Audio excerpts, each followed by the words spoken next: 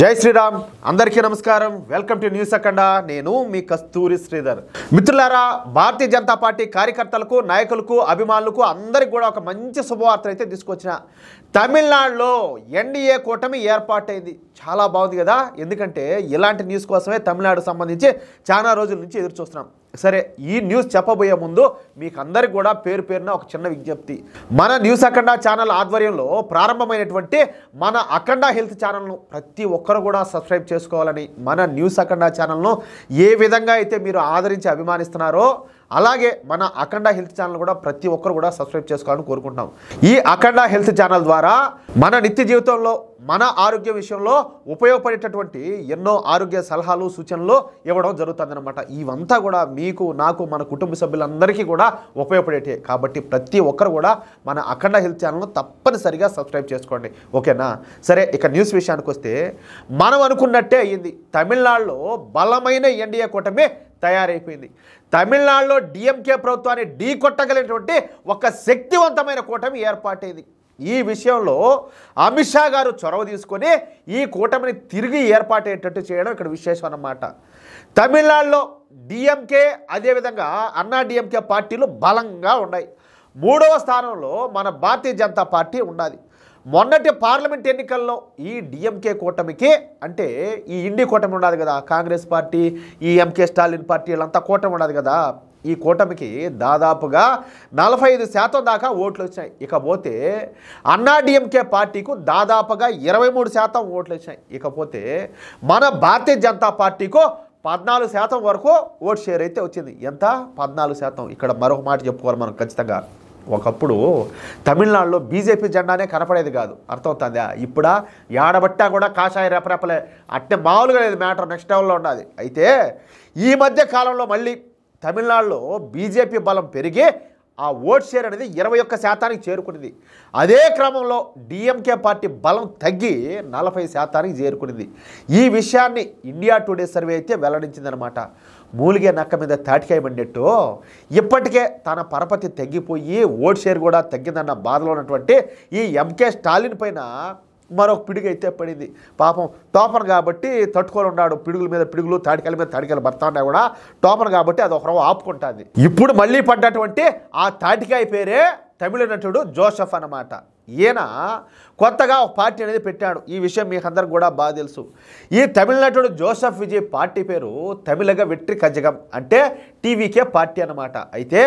ఇక్కడ విషయం ఏంటంటే జోసెఫ్ విజయ్కు స్టాలిన్కు ఒకే ఓటు బ్యాంక్ ఉన్నదన్నమాట అంటే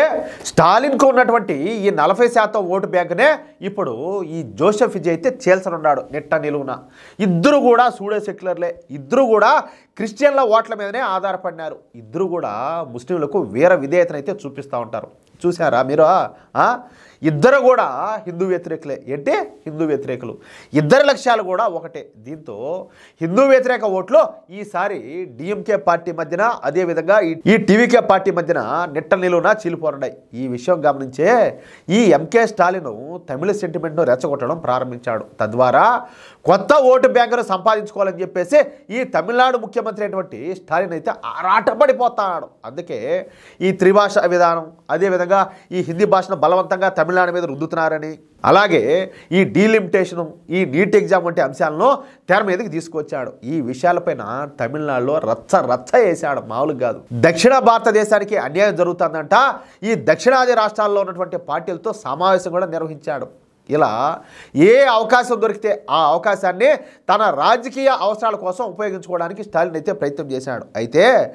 ఈసారి ఈ స్టాలిన్ జిత్తుల వారి ఎత్తుగడలు పెద్దగా అయితే పార్లా సరే ఒక పక్క స్టాలిన్ ఈ విధంగా చేస్తా ఉంటే మరి బీజేపీ చూస్తా కూర్చోంటుందా అంటాలే ఖచ్చితంగా కూర్చోదు అందుకే ఒకవైపు స్టాలిన్కు గట్టిగా సమాధానాలు ఇస్తూనే స్టాలిన్ ప్రభుత్వం పైన పోరాటం చేస్తూనే మరోవైపు రాజకీయ పునరేకీకరణకు బీజేపీ అయితే శ్రీకారం చుట్టింది ఈ క్రమంలోనే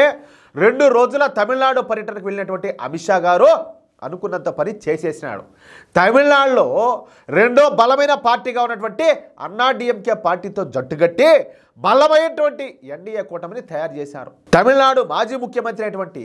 పళనిస్వామితో కలిసి చర్చలు జరిపినటువంటి అమిత్ షా గారు వెంటనే మీడియా సాక్షిగా ఈ పొత్తును అయితే ఖరారు చేసేసినాడు అంతేకాకుండా ఈ ఎన్డీఏ కూటమిలో పిఎంకే పార్టీ కూడా చేరనున్నదన్నమాట. అంటే ఏ విధంగా చూసుకున్నా ఎన్డీఏకు ఈసారి 35% నుంచి 40% అయితే ఓట్ షేర్ రానున్నది. అదే సమయంలో డిఎంకే పార్టీ ఓట్ షేరు నెట్ట నిలువున చీలిపోనున్నది. అంటే ప్రస్తుతం ఈ స్టాటిస్టిక్స్ బట్టి ప్రస్తుతానికి ఎన్డీఏ కూటమి పై వరుసలో ఉన్నది. అంటే మనోళ్ళు టాప్లోకి వెళ్ళిపోయారనమాట. వచ్చే సంవత్సరం తమిళనాడులో జరగబోయేటటువంటి ఈ అసెంబ్లీ ఎన్నికల్లో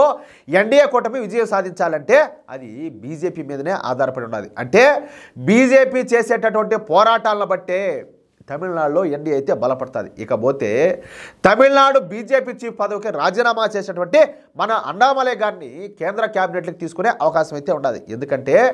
అన్నామలై గారి సేవలు దేశవ్యాప్తంగా ఉపయోగించుకుంటామని చెప్పేసి అమిత్ షా గారు నిన్న మీడియా ముందు చెప్పడం ఇక్కడ విశేషం అనమాట. అన్నామలై గారి విషయంలో బీజేపీ అధిష్టానం ఏం ఆషామాషిగా ఏం లేదు, వాళ్ళకన్నీ కూడా బాగా తెలుసు. ఎందుకంటే ఇలాంటి వ్యూహాలు వాళ్ళు ఎన్ని రచించుంటారు, ఎన్ని అమలు చేసి ఉంటారా, మనకంటే వాళ్ళకి ఎక్కువ తెలుసు ఇలాంటి విషయాల్లో. ఏమైనా కానీ మిత్రులారా, మనకందరికి కూడా తెలుసు ఈ తమిళనాడు రాజకీయాల్లో ఎట్లుంటాయంటే ఒకసారి గెలిచిన పార్టీ మరొకసారి అయితే గెలిచదు. కానీ దాన్ని తిరగరాసింది వచ్చేసి నాకు తెలిసినంత వరకు